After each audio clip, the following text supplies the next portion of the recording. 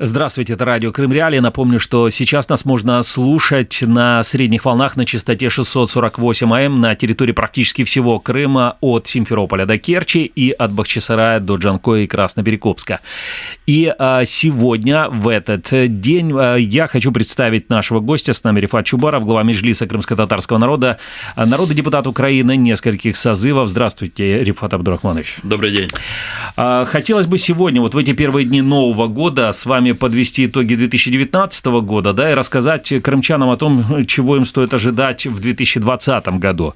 Но, во-первых, на ваш взгляд, 2019 год с точки зрения крымчанина, он был удачным или нет? Вы знаете, крымчане тоже разные, и, видимо, разные у них ожидания, но, тем не менее, все, что объединяет всех тех, кто сейчас живет по разным причинам, как правило, по вынужденным обстоятельствам за пределами Крыма, и тем, кто живет в условиях российской оккупации, вот все то, что их объединяет, этот год им не принес ничего хорошего, такого, чтобы они бы были бы уверены в том, что их жизнь идет в сторону улучшения. В 2019 году на материковой Украине состоялись выборы в Верховную Раду Украины. На ваш взгляд, вот после этих выборов представительство крымчан, представительство крымских татар или представителей крымско-татарского народа стало больше или меньше? Стало оно более весомым в Верховной Раде или нет?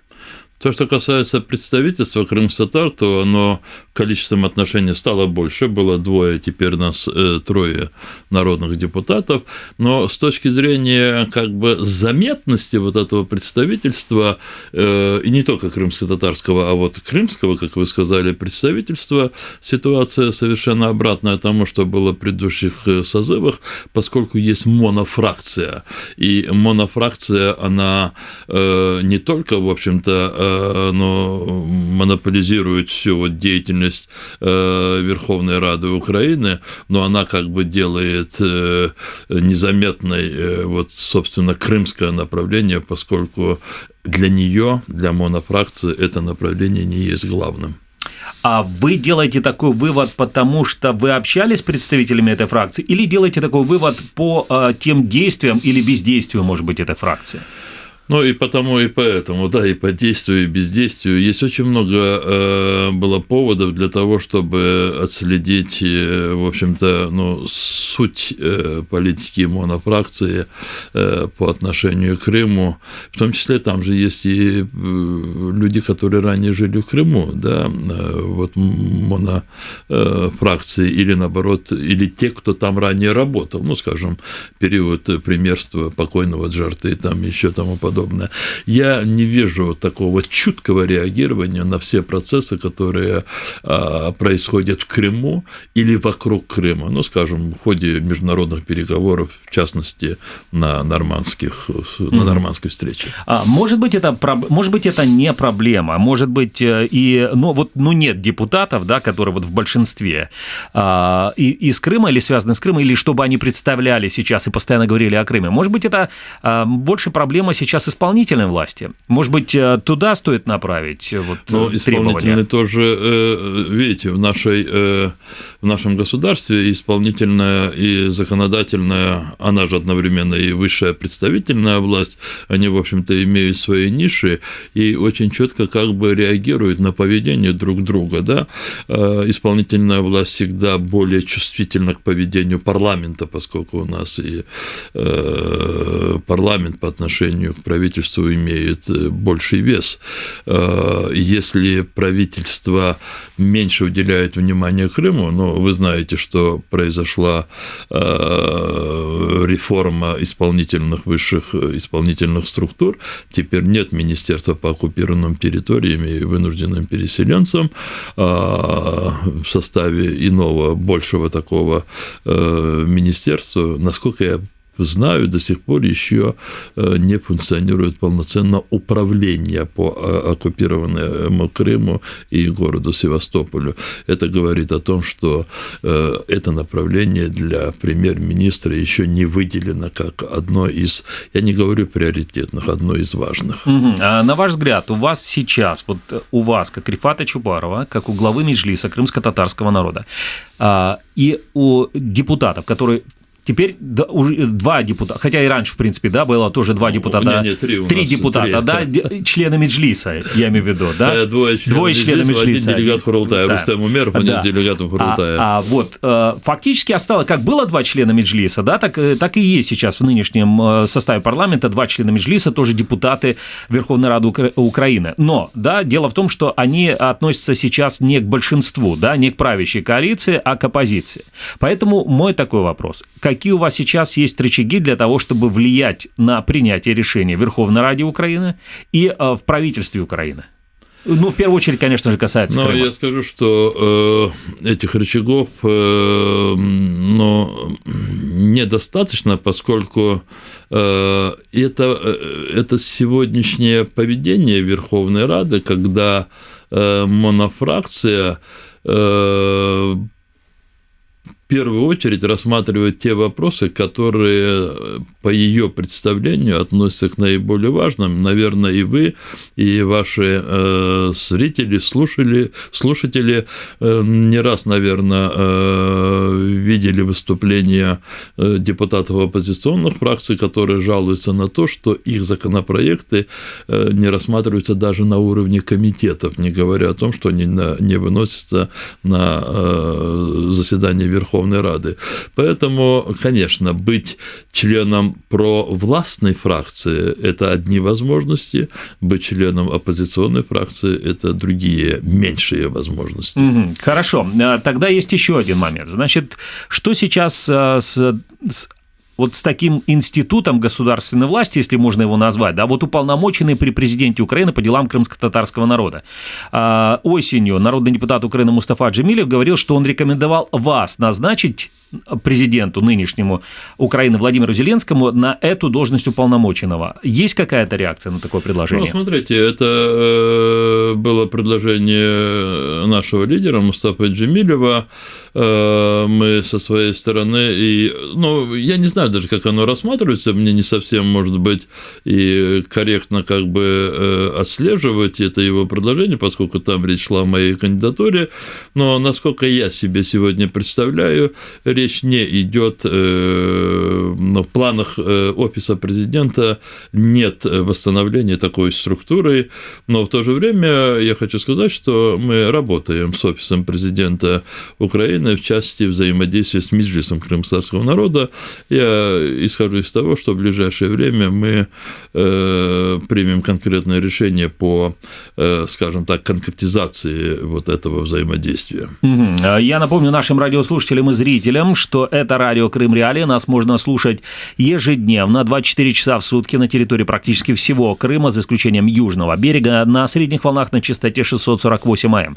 Также на севере Крыма слушайте нас в FM-диапазоне на 105,9 FM. Ну и, конечно же, прямые трансляции наших программ смотрите на нашей странице в Фейсбуке, на канале в Ютубе. Оставляйте свои комментарии, задавайте свои вопросы, ну и можете звонить нам во время наших прямых эфиров 8 800 10 06 926. Звонки для крымчан абсолютно бесплатны. Напомню, что сегодня у нас в студии глава Меджлиса крымско-татарского народа Рифат Чубаров, народный депутат Украины нескольких созывов.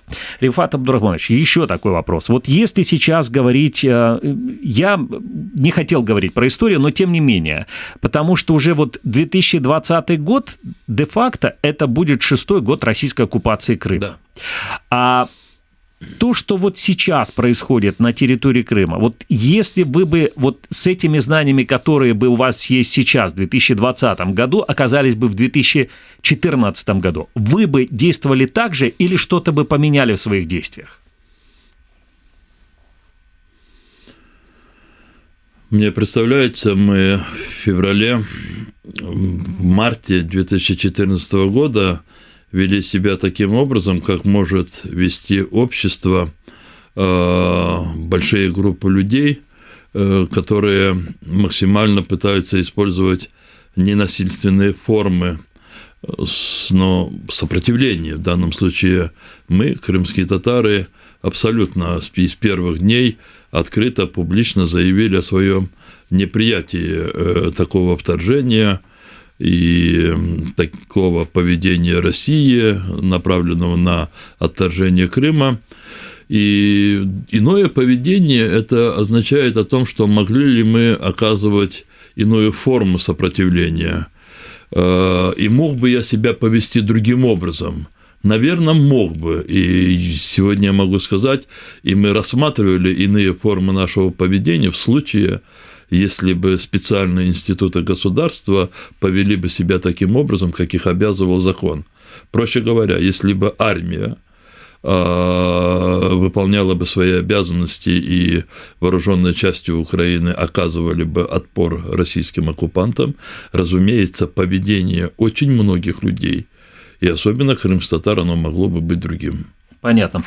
Еще такой вопрос. В 2014 году вы получили от подконтрольных России вот там местных чиновников, или это был запрет, ну, в общем, был запрет вам на въезд на территорию оккупированного Крыма.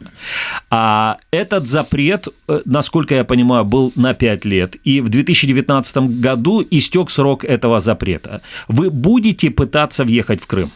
Смотрите, не только по мне, по-моему, по Мустафа Гаджимилю, возможно, еще по кому-то, может быть, по Искендеру Бариеву, хотя по нему запрета не было, но после запрета по нам сразу открыли уголовные дела, и есть решение судов о нашем аресте в ситуации, если мы окажемся на подконтрольной для Российской Федерации территории.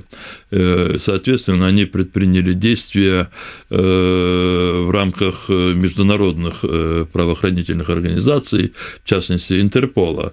И вы знаете, недавняя ситуация, которая у меня была... В декабре 2019 года в Румынии. Да, при въезде в Бухарест 3,5 часа я имел некоторые сложности. Эти сложности, хотя румынская сторона это официально не признает, но они были связаны с попытками России доставить мне определенные неудобства при перемещении.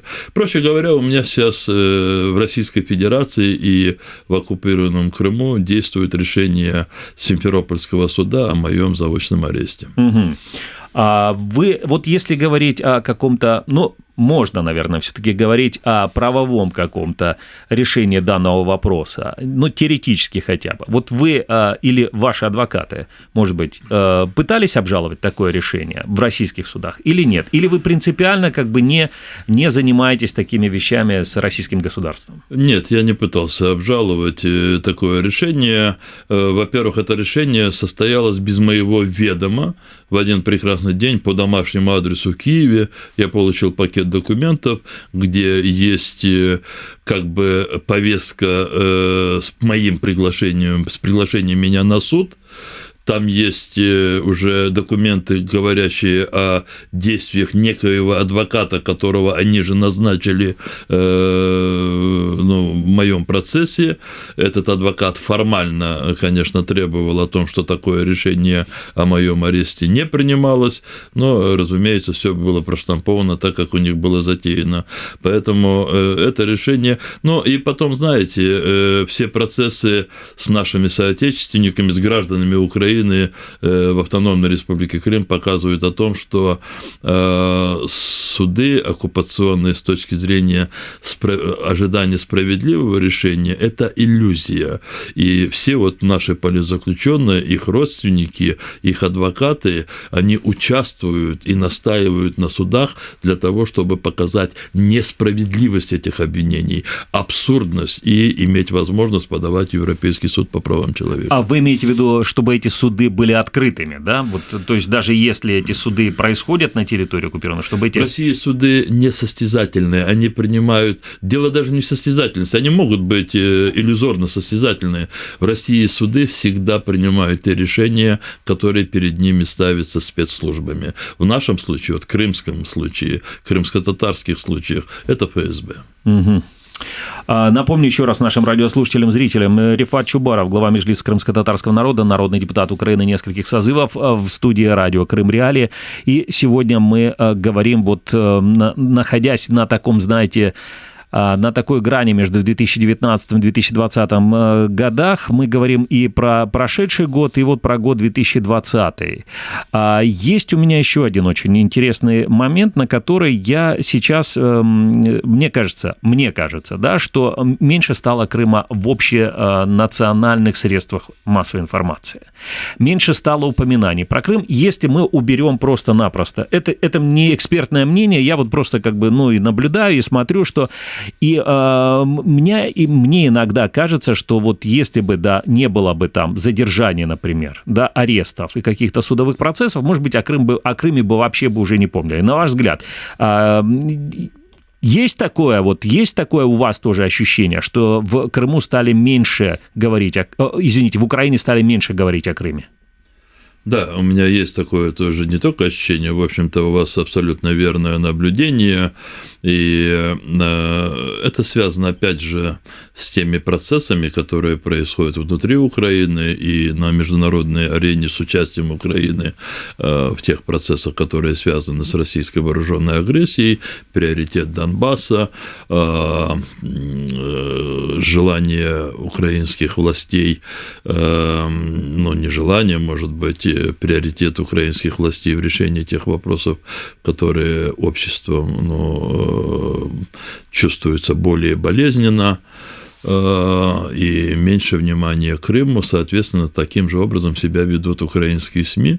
Я вообще думаю, что если сегодня бы просто, не дай бог, конечно, но если взять и исключить из информационного пространства АТР, Крым Реалии, Черноморский телеканал и ряд таких направленных на Крым радиостанций, то практически в украинских СМИ Крым будет присутствовать на уровне Панамы или Боливии. Угу. Интересно.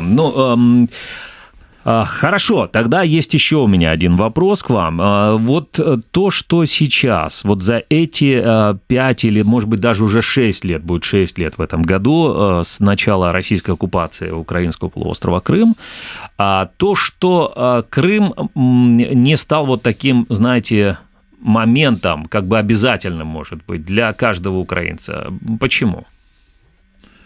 Потому что у нас до настоящего времени продолжается инерция того движения в части восстановления территориальной целостности, которая была заложена еще в 2014-2015 годах. То есть, во-первых, раздельное рассмотрение ситуации на востоке Украины и отдельное отношение к Крыму, тогда, когда навязанный Украине внешний подход, что сперва Донбасс, а потом далекий перспективе Крым, в общем-то, по умолчанию принято украинской властью, и не изменение собственно, принципиальных подходов украинской власти к восстановлению своей территориальной целостности, в общем-то, это и приводит к такому отношению в целом и общества тоже. Рифат Абдурахманович, вы были членом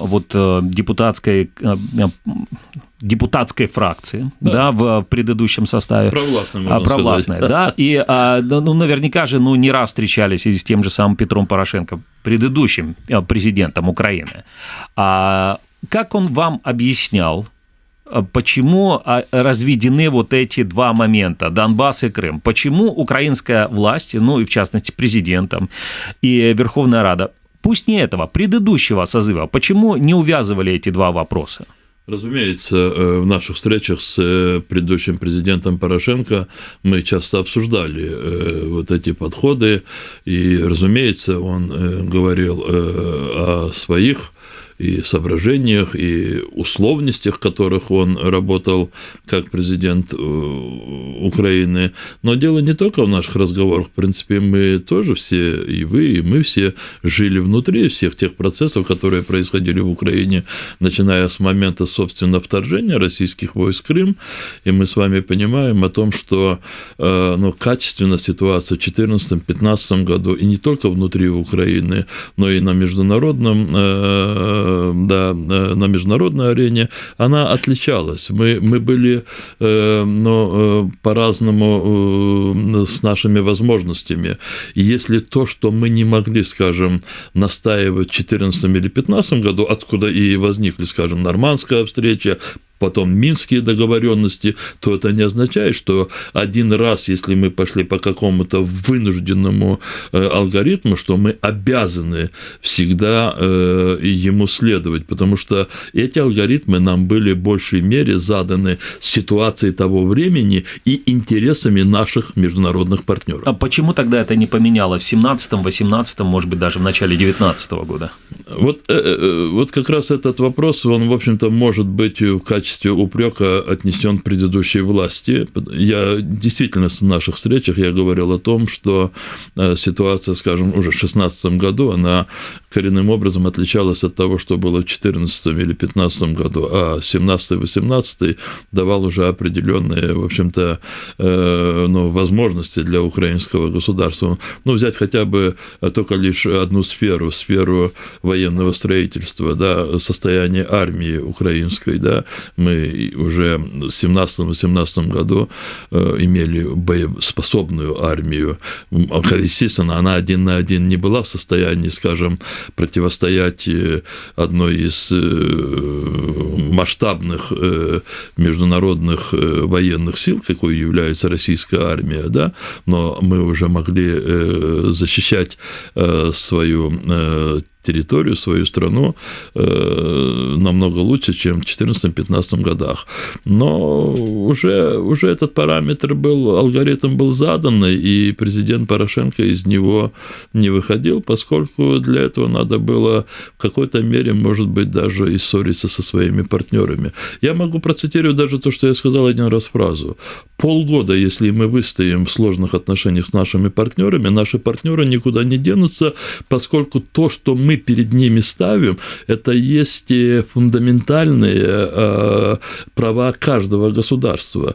Настаивать на защите своей территориальной целостности и требовать уважения суверенитета от всех других государств. И такое требование к нашим партнерам, оно является минимальным, что может требовать любое государство на международной политике. Еще раз напомню, Рифат Чубаров в нашей студии, глава Меджлиса крымско-татарского народа. Вы слушаете радио «Крым Реалии», слушаете нас на территории практически всего Крыма на средних волнах на частоте 648 АМ. Немного про санкции. На ваш взгляд, вообще европейские, американские, и украинские санкции, которые были введены еще в 2014 году, потом продлевались, потом делались более сильными, они влияют на Россию и на ее поведение или нет? Если одним словом, конечно, влияют. Если пытаться найти ответ, влияют ли настолько, что Россия, скажем так, вынуждена изменить свое поведение, в частности, уйти с оккупированных ею украинских территорий, то, к сожалению, нет. Они не настолько влияют, чтобы заставить Россию следовать международному праву. Поэтому, если бы была вторая часть вопроса, а что нам дальше делать с санкциями, то, разумеется, их нельзя ни в коей мере снимать, а их надо ужесточать. Ужесточать до того момента, пока Россия просто не будет следовать своим обязательствам на международном уровне, в том числе по отношению к Украине. Тогда еще один момент. Смотрите, мы достаточно часто можем услышать от разных крымчан о том, что они жалуются на то, что не просто получается жить в таком подсанкционном режиме. И здесь речь даже не столько о каких-то невозможностях инвестициях, люди говорят про какие-то простые вещи. Например, не работают платежные карточки, не зашли в Крым нормальные российские операторы, там работают в роуминге и так дальше. Невозможно я сейчас закончу этот вопрос, невозможно, например, по российскому паспорту выехать в какие-то там страны Запада, а говорят, что вот мы, извините, мы не можем куда-то поехать, какой-то другой паспорт, у нас такие вот вещи есть. Там невозможно сделать нормальный денежный перевод с территории Крыма, и еще вот таких невозможно, их достаточно много. И тут у меня возникает к вам вопрос, да, вот почему так получается все-таки с какой-то точки зрения этих людей даже можно услышать, потому что они говорят, это ж Россия оккупировала, а почему санкции против Крыма, да, а не против вот той страны, которая все это сделала? Честно говоря, санкции против России, но в то же время часть этих санкций, части действий, которые могли бы де-факто признавать Крым российским, они действительно расширяются и на Крым. То есть Крым просто изолирован от международной экономической, политической жизни, от иных каких-то сфер. И вот эта изолированность, она доставляет людям определенное неудобство.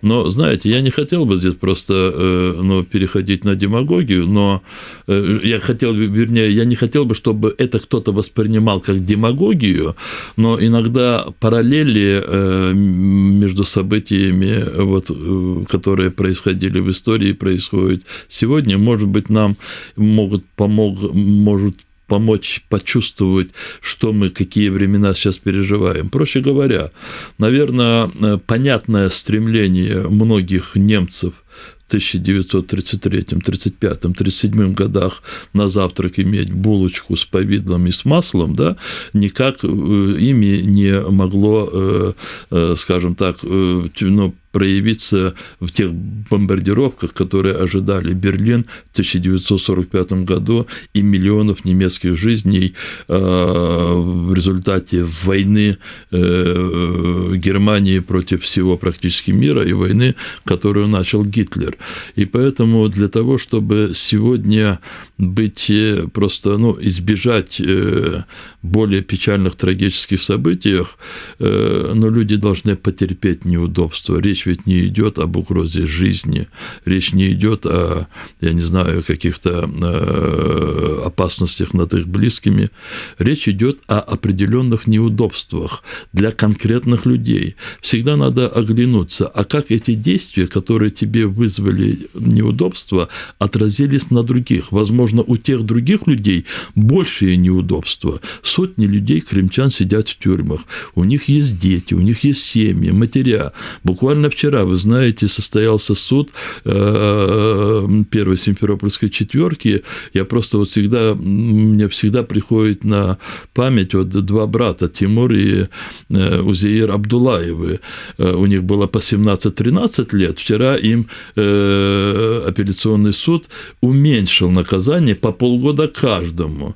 Там 4 человека, и каждому дали по 16,5, по 12,5, по 11,5, по 6,5 лет. Да? Мы, наверное, должны, те, кто в Крыму чувствует неудобство, наверное, должны подумать о десятках тысяч крымчан. Если не хотят думать о крымстатарах, не надо, но пусть подумают о своих соплеменниках, русских, украинцев, которые были вынуждены покинуть Крым в силу российской агрессии, оккупации и не могут вообще жить дома. Вот вы же, Александр, не можете жить дома?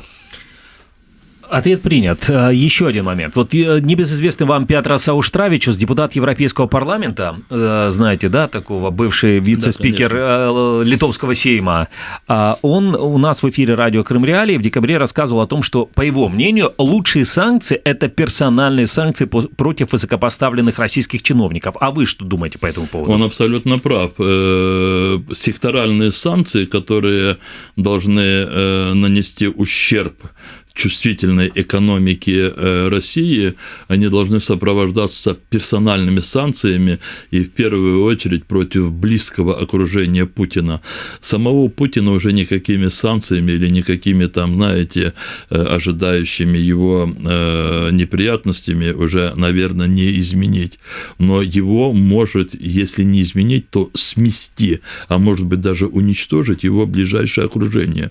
И поэтому все эти Сечины, Ротенберги, Столтенберги и все остальные, они должны каждый день чувствовать, что их просто очень крепко взяли за одно место и будут только сжимать, но никогда не отпускать, пока они не наведут порядок в одном кабинете в Кремле, в кабинете правителя Москвы, России. И еще один вопрос. Скажите, на ваш взгляд, зависит вопрос освобождения Крыма, деоккупации Крыма от настроения крымчан? Или нет? Или же, если, поскольку вот эта Россия оккупировала, то все зависит исключительно только от международных договоренностей, если мы говорим о мирном сценарии решения данной проблемы, или там просто от решения Москвы, что она в какой-то момент собирается и уходит, и уводит оттуда свои войска? Любая агрессия должна быть наказана. Любые преступники должны обязательно сесть в тюрьму. И вот неизбежность этого наказания не может зависеть от настроения соучастников их преступлений или, как в нашем случае, если мы говорим о Крыме, от людей, которые просто были поставлены такие обстоятельства, что они не смогли помешать этим преступникам. И в этой ситуации преступники, пока они контролируют Крым, они могут нам с вами и международному сообществу создать иллюзию любого там настроения, да, и мы знаем, как это Россия умудряется делать. Для нас самым главным и для международного сообщества должно оставаться принцип и правило, которое является абсолютно правильным. Это наказание агрессора и наказание преступников. В ноябре, в декабре 2019 года было несколько интересных вообще сообщений, которые пришли с админграницы между Крымом и Херсонской областью, когда, например, там член политсовета «Единой России» из Севастополя, он приезжает за документами на материковую Украину, и, собственно говоря, его задержали, там сейчас он находится под домашним арестом, и ведется сейчас уже, значит, расследование, потом, скорее всего, будет суд, ну и так дальше. А на ваш взгляд, вот такие моменты, то, что люди едут, которые даже принимали, которых подозревают в том, что они способствовали российской оккупации, да, в 2014 году, что они потом стали членами партии «Единая Россия», и все равно они приезжают за украинскими документами. О чем это говорит? Ну, это говорит о том, что эти люди сегодня не осознают своей ответственности за собственные действия, которые позволили России оккупировать Крым, и более того, это говорит о том, что даже они, люди, которые, в общем-то, не только приняли Россию, но они способствовали приходу России, они не видят собственного развития в тех условиях, в которых оказался Крым. И в этой ситуации они пытаются в какой-то мере использовать те возможности, которые предоставляет украинское государство, к которому они, в общем-то, изменили. Но, с другой стороны, я хотел бы сказать о том, что у меня нет по отношению к ним никакого злорадства.